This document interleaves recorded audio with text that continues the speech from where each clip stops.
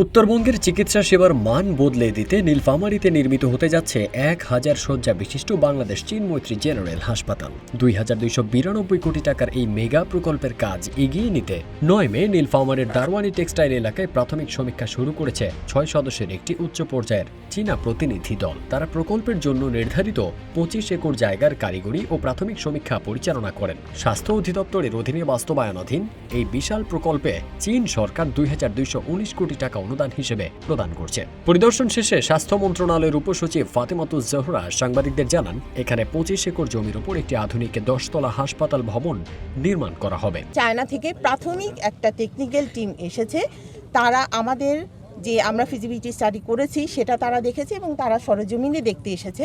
তারা গিয়ে প্রতিবেদন দিবে এবং পরবর্তীতে আরও একটা ফিজিবিলিটি টিম আসবে, যারা ৭ দিন ১০ দিন যে সময় লাগুক এখানে থেকে বিস্তারিত ডিজাইন থেকে শুরু করে আপনাদের সাথে কথা, স্টেক হোল্ডারের সাথে কথা, আমাদের পানির সুবিধা আছে কিনা, বিদ্যুতের সুবিধা আছে কিনা, আমাদের মাটির ফিজিবিলিটি মানে মাটির জন্য হচ্ছে কোনো সয়েল টেস্ট করা, আমাদের যা যা প্রয়োজন একটা ১,০০০ শয্যার হসপিটাল করতে যা যা প্রয়োজন সব বিষয়ে তারা তথ্য নিয়ে তারা চায়না সরকারকে জানাবে।